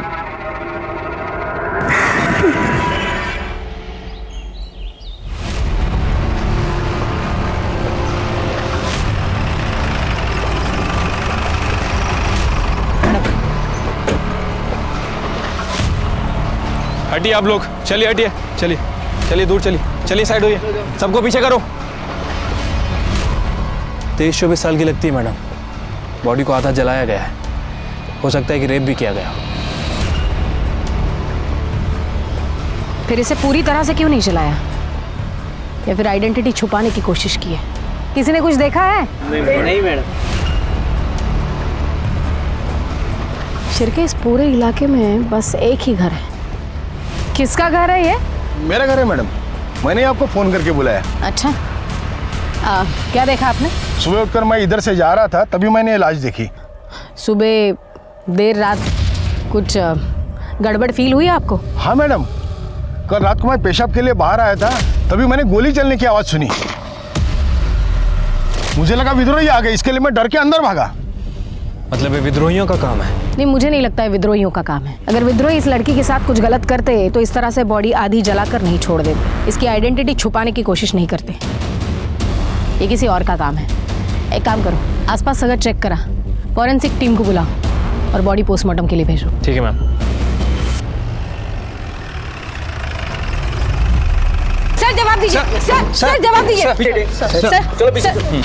सर ये कहीं एक और रेप केस तो नहीं? शहर इतना असुरक्षित क्यों होता जा रहा है? आखिर पुलिस कुछ कर क्यों नहीं रही है? जवाब दीजिए सर. देखिए, इस केस की जांच के लिए मुझे अभी भेजा गया है. जांच होगी और जैसे हमें कुछ डिटेल्स पता चलेंगी हम आपके साथ शेयर करेंगे. सर, आपने कहा कि आप स्पेशली इस केस के लिए आए और आपके पास कोई डिटेल नहीं है. इसे आपकी लापरवाही समझे या कोई कैजुअल एटीट्यूड? ये इतना बड़ा केस हुआ, आपको कैजुअल लगता है? कैजुअल लगता है आपको? आप लोग अपना काम कीजिए, मुझे अपना काम करने दीजिए. चलिए हटिए. सर जवाब दीजिए. सर जवाब दीजिए. जनता की सुरक्षा करने वाले इतने लापरवाह क्यों हो चुके हैं? ये सवाल बहुत जरूरी हो चुका है. बॉडी की पहचान हुई? नहीं सर, बॉडी का चेहरा बहुत बुरी तरह से जल चुका है और बॉडी पर ऐसा कोई निशान नहीं है जिससे उसकी शिनाख्त हो सके. लेकिन सर, आसपास के सभी पुलिस स्टेशन में मिसिंग की कंप्लेंट है या नहीं चेक करने के लिए मैंने शिंदे को भेजा है. वैसे जलाने के लिए इस्तेमाल क्या किया है, पेट्रोल या kerosene? I think petrol. Forensic report से कंफर्म हो जाएगा. मैं coming sir. Sir, postmortem report आइए. सर रेप केस है, पहले रेप और फिर जलाया। विक्टिम की डेड बॉडी जली हुई पाई गई थी। मीडिया ने गैंग रेप का अंदाजा लगाया और इसका नतीजा ये हुआ कि ये केस देश भर के लोगों की निगाहों में आ गया और दिसंबर 2019 का ब्लैक हेडलाइन केस बन गया। जब तक इन दरिंदों को फांसी नहीं होती ना, तब तक कुछ नहीं बदलेगा। औरतें हैं ना, शहर में हो या गांव में, कहीं भी सुरक्षित नहीं है। खरच चिंता की बात तो है, लेकिन ये लड़की अपने गांव की तो नहीं है ना? नाही रे, अरे कशाला एवढा त्रास करून घेता? यहाँ सब कुशल मंगल है। गणपति बाप्पाचा आशीर्वाद आहे ना आपल्या पाठीशी। हमारी भाऊ बेटियों के साथ ऐसा अनर्थ नहीं होगा। पण जे झालंय ना ते भयानक झालंय। खून खोलता है ऐसी हैवानियत देखकर। लेकिन दादा, तू तो मिलिट्री में था ना? तेरी बेटियों के साथ अगर ऐसा हुआ था तो तू तो सीधा गोली मार देता ना, हो कि नहीं? ये पोस्टमार्टम रिपोर्ट मीडिया को लीक किसने की? विक्टिम का रेप करके उसे जलाया गया है, ये बात मीडिया को कैसे पता चली? आपको पता है हमारी एक गलती की वजह से मर्डरर हमारे रडार से हमेशा हमेशा के लिए दूर निकल जाएगा। काय शिर्के, बोला। सर हमारे तरफ से इंफॉर्मेशन लीक होना इम्पॉसिबल है सर। तो फिर कैसे पता चला मीडिया को? मैं कभी सर? हाँ काय? सर पीएम रिपोर्ट डॉक्टर ने लिखी है, सभी चैनल पर इसी का ही इंटरव्यू चल रहा है। लाओ सर। जी बिल्कुल, एक लड़की के साथ सामूहिक बलात्कार हुआ है। 4 से 5 लड़के हो सकते हैं। फिर उस लड़की को अधमरी हालत में जलाया गया है। झूठ बोल रहा है ये डॉक्टर। डॉक्टर मुझे लगता है ये केस बिल्कुल अलग है। ये आप कैसे कह सकते हैं? क्योंकि लड़की का रेप नहीं हुआ है। देखिए, आप मेरे तजुर्बे के साथ मेरे प्रोफेशन पर भी सवाल उठा रहे हैं इंस्पेक्टर साहब। बिल्कुल उठा रहा हूँ, क्योंकि तजुर्बा मेरा भी है और मेरा तजुर्बा ये कहता है कि लड़की का सिर्फ मर्डर हुआ है। इसलिए बॉडी की पहचान ना हो, इसलिए उसकी बॉडी का सिर्फ चेहरा और ऊपरी हिस्सा जलाया गया है। अगर रेप हुआ होता तो पूरी की पूरी लाश जलाई जाती, रेप का सबूत मिटाने के लिए। दूसरी बात, अगर लड़की को जिंदा जलाया जाता तो लड़की शोर मचाती, चीखती, उसकी आवाज कोई सुनता, लेकिन किसी ने उसकी आवाज नहीं सुनी। इसका मतलब लड़की को पहले मारा गया और फिर जलाया गया। ये आपकी बनाई हुई कहानी है। शिर्के, बॉडी को इस हॉस्पिटल से दूसरे हॉस्पिटल शिफ्ट करो, दोबारा पीएम रिपोर्ट करेंगे। लेकिन आप ये कैसे कर सकते हैं? मैं बिल्कुल कर सकता हूं। बस आप दुआ कीजिए कि आपकी रिपोर्ट इस दूसरी रिपोर्ट के साथ मैच हो, वरना आपको पता चल ही जाएगा कि मैं क्या क्या कर सकता हूं। चला शिर्के। पुलिस पर मीडिया और डिपार्टमेंट के सीनियर्स दोनों का प्रेशर बढ़ने लगा। पुलिस ने पूरे नागपुर शहर में तहकीकात की, हिस्ट्री शीटर्स, रोड रोमियोज को गिरफ्तार किया, लेकिन कोई कामयाबी हाथ नहीं लगी। जिन लड़कियों की मिसिंग कंप्लेंट दर्ज हुई थी, उनके घर वालों को बुलाकर शिनाख्त करवाई गई, पर किसी ने कोई पहचान नहीं दिखाई। आखिर कौन थी ये लड़की और क्या इस अनजान लड़की की मिसिंग कंप्लेंट दर्ज भी हुई थी? पुलिस ने अपने प्रयासों में कोई कमी नहीं छोड़ी और आखिरकार उन्हें इस केस से जुड़ा पहला क्लू मिला।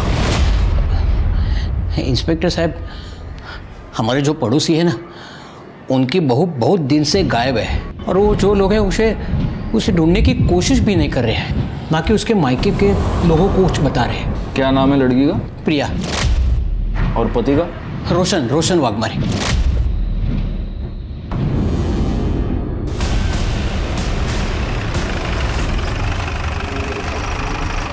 जो भी है वो सच सच बता दो। पुलिस को गुमराह करने की कोशिश मत करना, वरना हमारे पास बहुत तरीके हैं सच उगलवाने के जो आप सह नहीं पाओगे।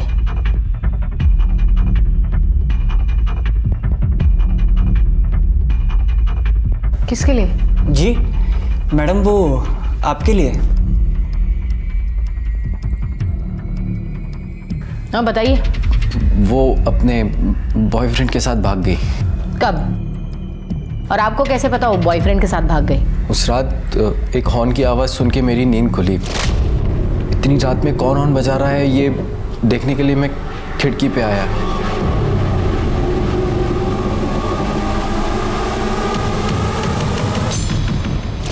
एक मिनट, आपकी बीवी और आप एक कमरे में एक दूसरे के आजू बाजू में सोए थे और आपको पता ही नहीं वो भाग गई? नहीं, वो उस रात मैं दूसरे कमरे में सोया था। क्यों? मेरा व्रत था इसलिए। क्या हम ये कहानी मान ले? आपकी बीवी भाग गई, कंप्लेन क्यों नहीं लिखवाई? वो कैसे बताते? बदनामी से किसे डर नहीं लगता है। और हमारी बहू तो उसके आशिक के साथ भाग गई, ये जानने के बाद तो गांव वाले हमारा जीना मुश्किल कर देते। आपको भी डर था बदनामी का? इज्जत कमाने में सालों लग जाते हैं। देख, 2 कौड़ी की लड़की के लिए इज्जत को कैसे दांव पे लगा सकते हैं? ये बताइए उसके बॉयफ्रेंड का नाम क्या है? उसका नाम शायद नवीन था। शिरके प्रिया की मोबाइल सर्विलेंस पे लगा दो, उसकी कॉल डिटेल्स निकलवाओ, पता करो वो सबसे ज़्यादा किससे बात करती है। एक बार उसके बॉयफ्रेंड का पता चलेगा तो उस तक पहुंचना आसान होगा।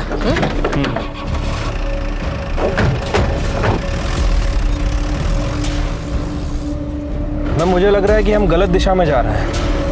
मुझे नहीं लगता। डेड बॉडी का और प्रिया का कुछ ना कुछ संबंध है। मैडम, प्रिया के बारे में कुछ पता चला? हाँ काका, वो अपने बॉयफ्रेंड के साथ भाग गए। नहीं मैडम नहीं, वो लोग झूठ बोल रहे हैं। रोशन की ये दूसरी शादी है। पहली शादी इसी लड़की के बड़ी बहन से हुई थी जो कि 2 महीने नहीं टिकी, वो अपने घर वापस चली गई। क्यों? वो तो मालूम नहीं, लेकिन दोनों लड़कियों के साथ जरूर कुछ गलत हुआ है। आपको उन लड़कियों का घर पता है? हाँ, जो गलत है वो गलत ही है ना बेटा, रोक दे ये सब, नहीं तो तुम्हारे साथ साथ पूरा घर बर्बाद हो जाएगा। रोशन देखो, पुलिस घर के चौखट तक आ पहुंची है ना, बंद कर दे ये सब। माँ मुश्किल है। अरे मैं तुम्हारे लिए दूसरी लड़की देखती हूँ। रोशन सुन,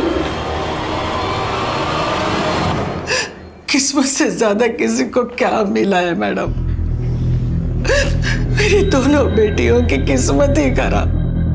ये सब उस रोशन की वजह से ही हुआ है। उसने और उसके परिवार ने मिलकर मेरी दोनों बेटियों की जिंदगी बर्बाद कर दी।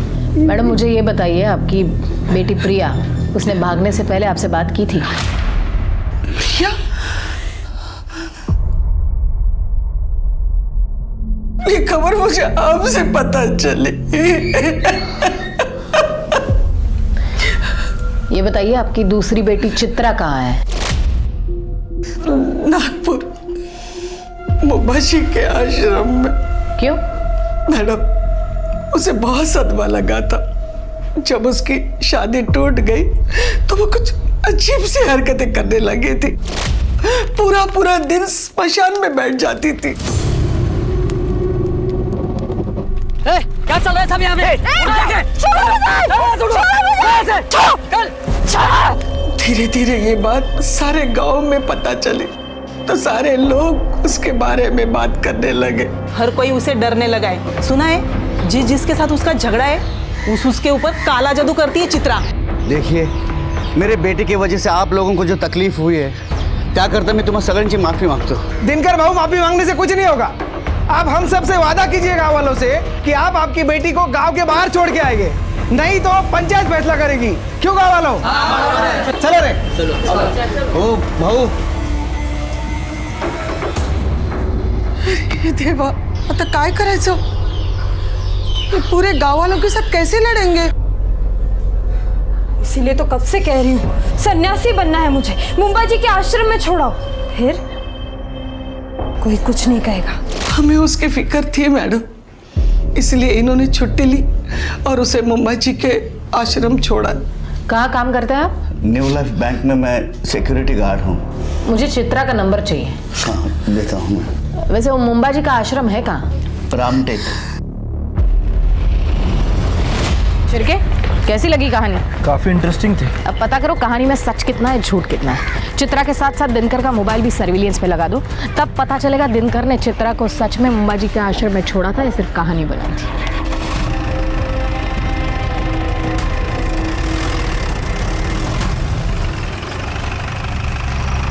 Good morning sir. Good morning. 2 PM report आ गई है। आपने सही कहा था, लड़की का रेप नहीं हुआ है सर। पहले उसे गोली मारी गई, फिर उसे जलाया गया। मैं जानता था। चित्रा और प्रिया के मोबाइल का क्या हुआ? सर दोनों के फोन अभी तक स्विच ऑफ है। इनफैक्ट दोनों के फोन नागपुर में ही स्विच ऑफ हुए थे। इसका मतलब चित्रा भी आश्रम में नहीं है। और दिनकर की phone location? Sir mobile location के हिसाब से दिनकर ने ही चित्रा को मुंबाजी के आश्रम में छोड़ा था। सर एक्चुअली PM रिपोर्ट में और एक चौंका देने वाली बात है। क्या? विक्टिम के बॉडी में मेल्टेड बुलेट मिली है सर। Melted bullet? यस।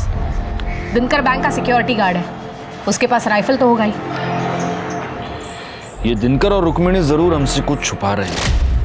एक ही घर की 2 लड़कियां गायब होती हैं और ना मायके वालों को कुछ पड़ी है ना ससुराल वालों को।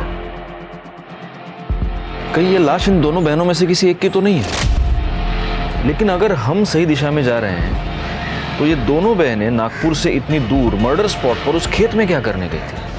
नहीं, कुछ तो है जो हमसे छूट रहा है। एक काम करो, दिनकर और सावित्री का डीएनए इस लाश के साथ मैच करो। इन दो बहनों में से किसी एक का मिलना हमारे लिए बहुत जरूरी है। और शिर्के, तुम मुंबाजी आश्रम हो सकता है वहां कुछ लीड मिल जाए। ठीक है सर।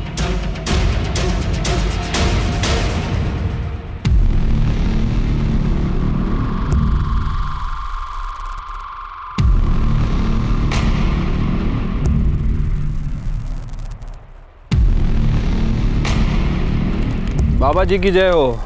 जय हो। ये आपके लिए। बढ़िया। बाबा जी, हम चित्रा के मामा मामी हैं। चित्रा अक्सर यहाँ पे आती थी, आपको तो पता ही होगा। बहुत होनहार छात्र थी हमारी। उसे हमेशा कुछ न कुछ नया सीखने की चाहत थी। बहुत मानती थी मुझे। उसे तांत्रिक विद्या सीखनी थी, इसलिए यहाँ आई थी। अच्छा, तो अभी चित्रा कहाँ पे है बाबा जी? पता नहीं बेटा।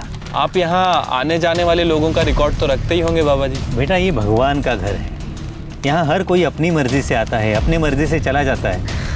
हाँ, वो बात तो है। आपने कहा कि वो आपकी होनहार छात्रा थी, तो फिर उसने आपको तो बताया होगा कि वो कहाँ गई है या फिर कहाँ जा सकती है। आप उसकी बहन से पूछ लीजिए, वो उसके पास रहेगी। तो बाबा जी, प्रिया भी यहाँ आती थी? हाँ, कभी कभी आती थी। अभी हाल ही में कुछ दिनों पहले आई थी। क्यों बाबा जी? अब इतना तो पता नहीं बेटा, लेकिन दोनों काफी दुविधा में थी। शायद कुछ पैसों का मामला था। चल निकल यहाँ से। अब काय को आई है मेरे पास पैसे मांगने? हाँ, जब तेरे को चिल्ला चिल्ला कर बोल रही थी कि मत कर उससे शादी। अरे शुक्रिया तो तुझे मेरा करना चाहिए। मेरी वजह से तू शादी से बाहर आ पाई है। अगर मैं नहीं होती तो अभी तक तू वही सड़ रही होती। अच्छा, इतना प्यार? चल चल, झूठ मत बोल। बढ़िया ये एहसान करने वाली। और एक बात याद रख, मैंने नहीं बोला था तुझे उस दलदल में जाने को। हाँ, अब गई है ना तो खुद ही बाहर निकल। हाँ हाँ, निकल जाऊं। मुझे पैसे की जरूरत। मेरे पास कहाँ है पैसे? ठीक है, तू बाबा को फोन लगा और बोल तेरे हिस्से के जो पैसे है ना वो मुझे दे दे। तू जानती नहीं है दीदी, नवीन को पाने के लिए मैंने उस घटिया रोशन से शादी की है। मतलब समझ रही मैं क्या क्या कर सकती। चल ला, पैसे निकाल। की दे रही है मुझे? जा, नहीं देती पैसे। जो करना है कर ले, चल जा।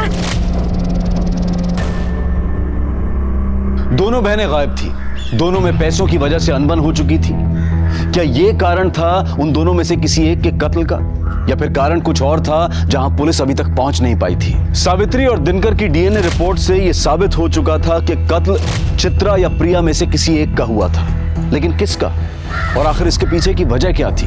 मेरे बच्चे।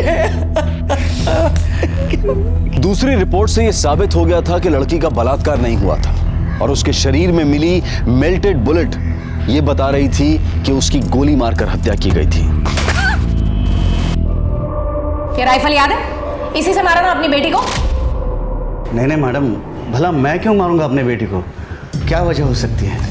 अगर तुमने चित्रा को मारा है तो वजह यह है कि तुम उससे तंग आ गए थे, क्योंकि चित्रा अपनी शादी तोड़कर तुम्हारे पास वापस आ गई थी, तुम्हारी नाक कट गई थी। और अगर तुमने प्रिया को मारा है तो उसकी वजह भी हम पता लगा लेंगे। नहीं साहब, मैं सच बोल रहा हूँ, मैंने किसी को नहीं मारा है। आप यकीन कीजिए मेरा। फिर ये राइफल खाली क्यों है? साहब कसं सांगू तुम्हाला, हमें बुलेट्स घर लाने के लिए अलाउड नहीं है, और वैसे भी ड्यूटी खत्म होते ही मैं बुलेट्स सरेंडर कर देता हूँ। अच्छा, इस कागज में साफ लिखा है कि तुमने 2 एक्स्ट्रा बुलेट्स खरीदी थी, उसका क्या? साहब वो दशहरे के दिन शस्त्र पूजा होती है ना, उस दिन मैं एक बुलेट फायर करता हूँ। पिछले साल भी दशहरे के दिन मैंने एक बुलेट फायर की थी। और दूसरी बुलेट सीधे अपनी बेटी पे फायर की है ना? नहीं साहब, वो बुलेट जो है ना, एक बुलेट वो मैं शिकार पे गया था तभी फायर की थी मैंने। झूठ बहुत अच्छा बोलता है रे तू, लेकिन बैलिस्टिक रिपोर्ट से ये पता चल जाएगा कि तूने अपनी बेटी का मर्डर किया है या नहीं। पुलिस अभी तक इस नतीजे पर नहीं पहुंची थी कि आखिर कत्ल किसका हुआ है, प्रिया का या चित्रा का। केस अंदर ही अंदर नया जाल बुन रहा था, और तभी पुलिस के हाथ इस केस की सबसे महत्वपूर्ण कड़ी लगी, प्रिया का बॉयफ्रेंड नवीन, जो अब तक फरार था। प्रिया की शादी होने के बाद तुम्हारा उसमें इंटरेस्ट खत्म हो चुका था, लेकिन प्रिया सिर्फ तुम्ही से शादी करना चाहती थी, और वो इसलिए तुमसे जबरदस्ती कर रही थी। उससे तंग आकर तुमने प्रिया का मर्डर कर दिया, और उसकी लाश कोई ना पहचाने इसलिए उसकी लाश को जला दिया। ये हमको पता है। अब तुम सिर्फ इतना बताओ कि वो राइफल कहां से लाए थे। नहीं सर, मैंने कुछ नहीं किया सर, और प्रिया जिंदा है।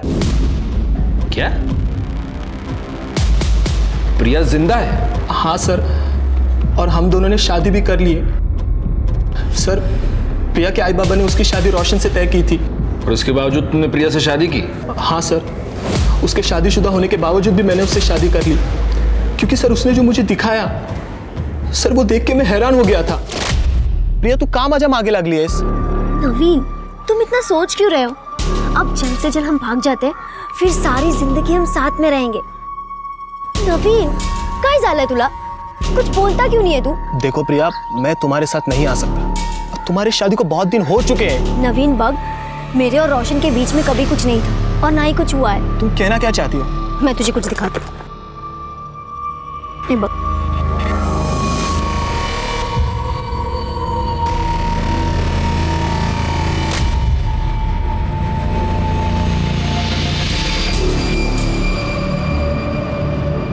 तो मुझे तो रोशन और उसके बॉयफ्रेंड प्रतीक पर ही शक है। उन दोनों ने मिलकर ही खून किया होगा।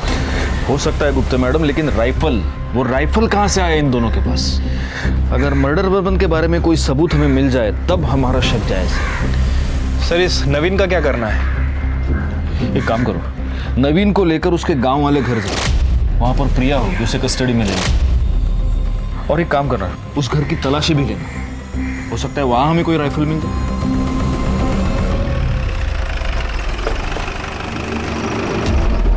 कौन सा घर है? सर वो वाला।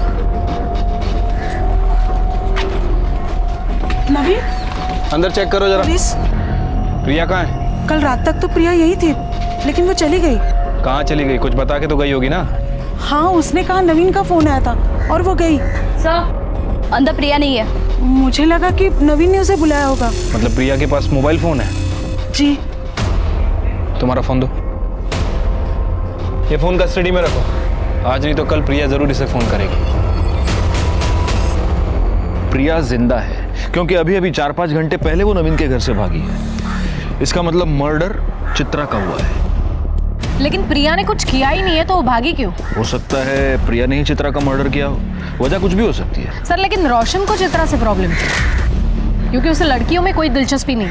सर, शहर में जिन लोगों के पास लाइसेंस राइफल है, ये उसकी लिस्ट है।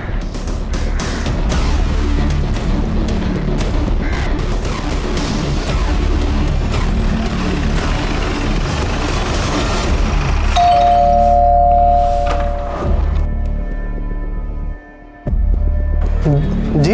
इतना शॉक होने की जरूरत नहीं है।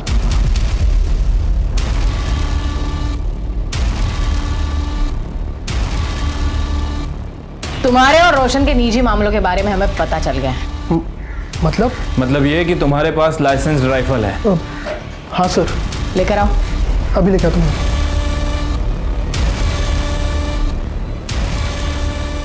बुलेट्स कहाँ है? हाँ सर।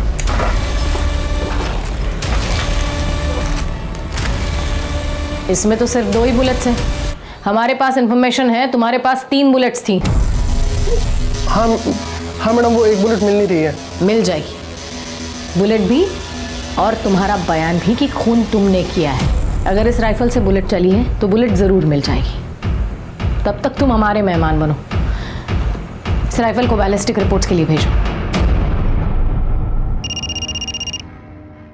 सर, नवीन का फोन बज रहा है। जल्दी से सर और मैडम को बुला के लाओ। हो सर। नवीन, तुम्हारा फोन बज रहा है, लैंडलाइन से, शायद प्रिया का हो सकता है। स्पीकर ऑन करो और बात करो। हेलो नवीन, कहाँ हो तुम? प्रिया, तुम ठीक तो हो ना? प्रिया, तुम्हारी आवाज ऐसी क्यों आ रही है? नवीन बताओ ना, कहाँ हो तुम? प्रिया, मैं यही हूँ। तुम मुझे बताओ, तुम कहाँ हो? मुझे बहुत डर लग रहा है नवीन, कुछ ठीक नहीं लग रहा है। प्रिया, तुम शांत हो जाओ, पहले मुझे बताओ तुम कहाँ हो? नवीन, मुझे बहुत डर लग रहा है। प्रिया, इस वक्त नवीन हमारी कस्टडी में है और सेफ है। मैं पुलिस डिपार्टमेंट से बात कर रही हूँ। Police department? तुम्हें डरने की जरूरत नहीं, तुम भी हमारे साथ सेफ हो। बस इतना बताओ, इस वक्त तुम हो कहाँ? मुझे फिर से वहां नहीं जाना। मुझे रोशन और उसके घर वालों के बीच नहीं जाना मैम, प्लीज। प्रिया, तुम्हें डरने की कोई जरूरत नहीं है। उस वजह से हम तुम्हें नहीं ढूंढ रहे हैं। मेरी बात ध्यान से सुनो, हमें तुम्हारी मदद की जरूरत है। तुम्हारी बहन चित्रा को किसी ने जान से मार दिया है। मार दिया? बस इतना बताओ तुम हो कहाँ, हम तुम्हें लेने आ रहे हैं।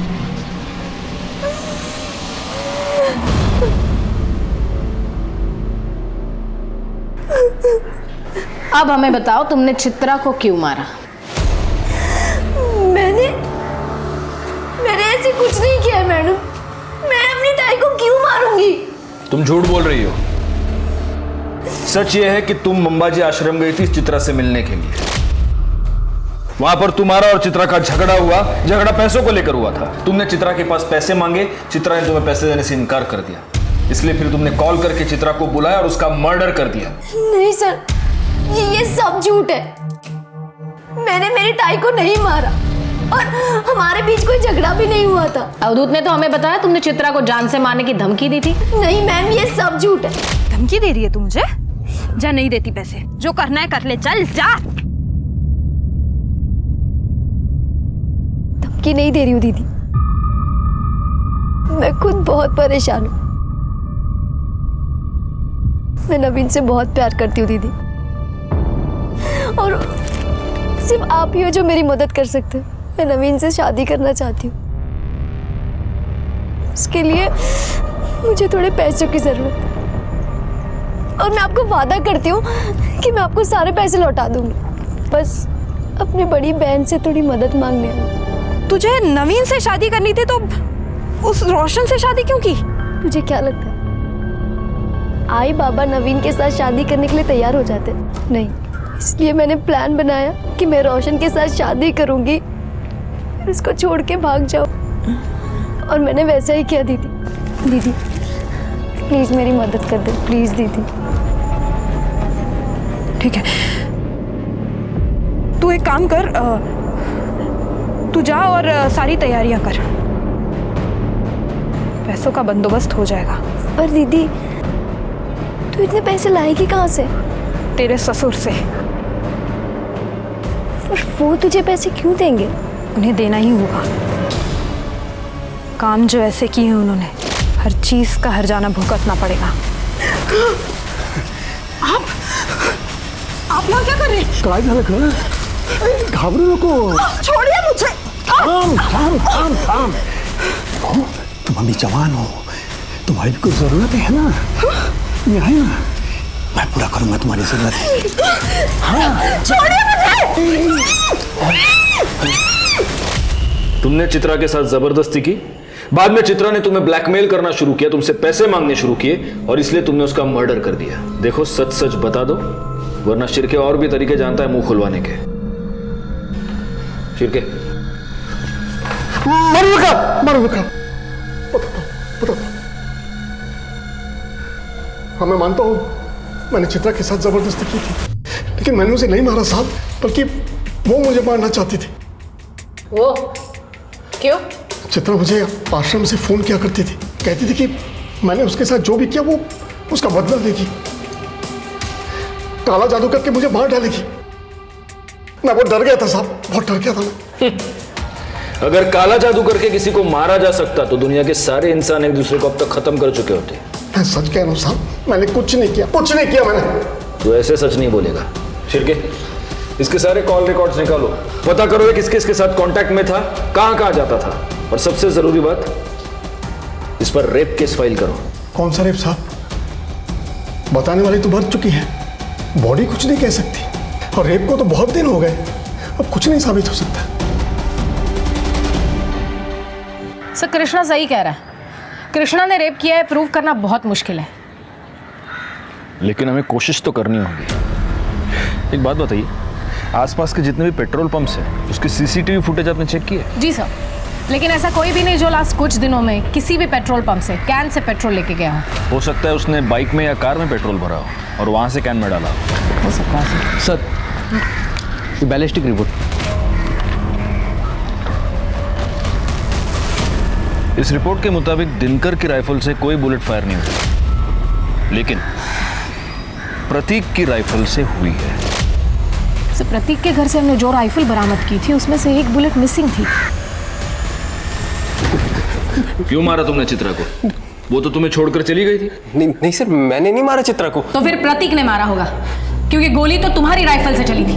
नहीं मैडम, मुझे उस बारे में कुछ भी नहीं पता। उस रात तुम दोनों साथ थे ना?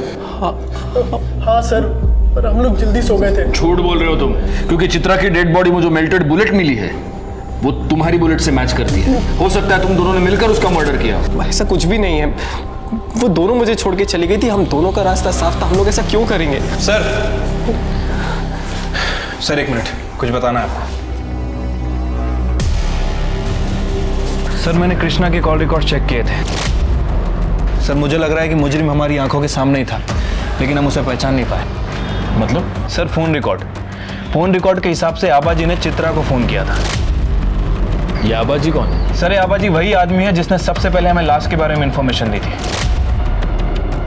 हाँ सर, और इसके बाद मैंने आबाजी के कॉल रिकॉर्ड चेक किए। सर पता चला है कि वारदात के ठीक एक दिन पहले आबाजी ने चित्रा को फोन किया था, और वारदात वाली रात चित्रा ने आबाजी को फोन किया।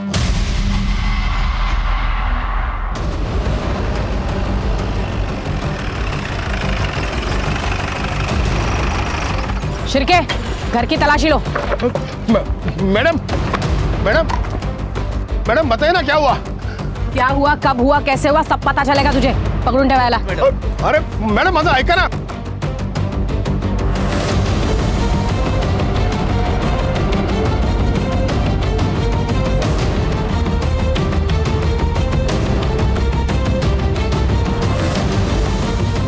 मैम, अंदर एक कैन और पाइप मिला है।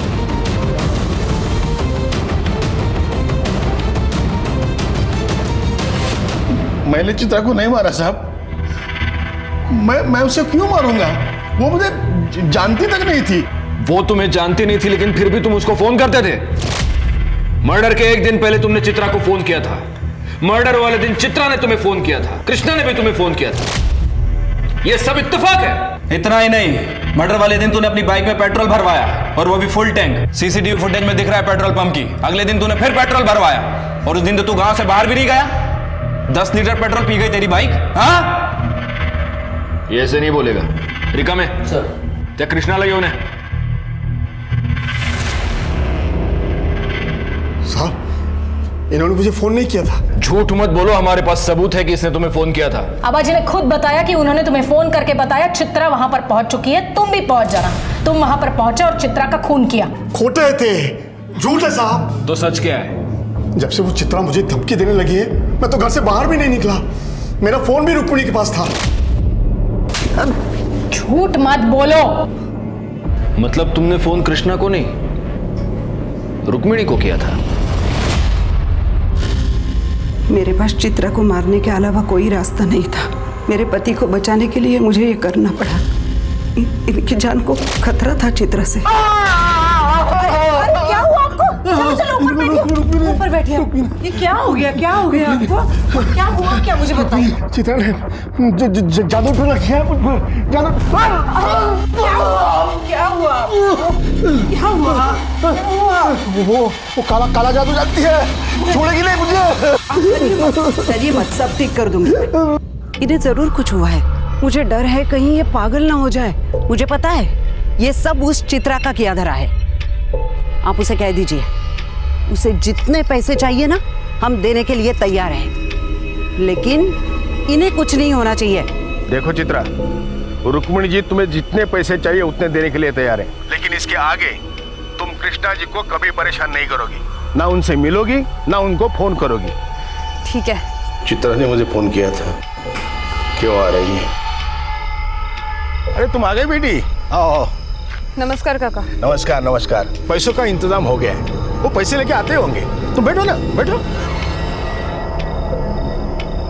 वो आ गई है, तुम लोग जल्दी आओ। हाँ ठीक है। मैं रोशन के कमरे में गई। मैंने देखा रोशन और प्रतीक गहरी नींद में थे। मैंने प्रतीक की जेब से उसके घर की चाबी निकाली और चुपचाप वहाँ से चली गई। बाहर मनोहर मेरा इंतजार कर रहा था, उसके साथ उसका एक दोस्त भी था। मनोहर ने अजय को पैसों का लालच देके इस काम में शामिल कर लिया था। वो देखो सामने बैठिए, सामने। चलो चलो चलो, पकड़ उसे। कौन हो तुम लोग? चलो, बंदूक? अरे चलो जाओ। प्रतीक की बंदूक लेके हम वहां पहुंचे और चित्रा कुछ जान पाए उसके पहले ही उसका मुंह बंद कर दिया और उसे बचाओ! अबे रुक! पकड़ उसे! रुक! गोली की आवाज आबाजी के लिए इशारा था। ये पेट्रोल लेके खेत में पहुंचे। चित्रा का मर्डर भले ही रुक्मणी ने करवाया था, लेकिन इसके पीछे की सोच हमारे रूढ़िवादी समाज से आती है। रुक्मणी ने अपने बेटे की होमोसेक्सुअलिटी को छुपाने के लिए उसकी जबरदस्ती शादी करवाई, अपने घर में अपने ही बेटे और अपने पति द्वारा उस पर अत्याचार होने दिया और चुप रही। और जब चित्रा बागी हो गई तो उसे मरवा दिया। गलती चित्रा की भी थी, जिसने सब कुछ चुपचाप सहा और गलत तरीके से कृष्णा से बदला लेने की कोशिश की और अपनी जान गंवा बैठी। ये बात याद रखना बहुत जरूरी है कि बुराई से बुराई पर जीत नामुमकिन है। इंसाफ की लड़ाई सिर्फ और सिर्फ सच से जीती जा सकती है। अब मैं अनूप सोनी आपसे विदा लेता हूं। फिर मुलाकात होगी क्राइम पेट्रोल सतर्क के ब्लैक हेडलाइंस अध्याय में एक और नए केस के साथ। और याद रखें, क्राइम और आपके बीच में सिर्फ इतना फर्क है कि आप कितने सतर्क हैं। सतर्क रहें, सुरक्षित रहें। जय हिंद। क्राइम पेट्रोल्स के और भी दिलचस्प कहानी देखने के लिए हमारे चैनल को सब्सक्राइब करें और बेल आइकॉन दबाना न भूलें।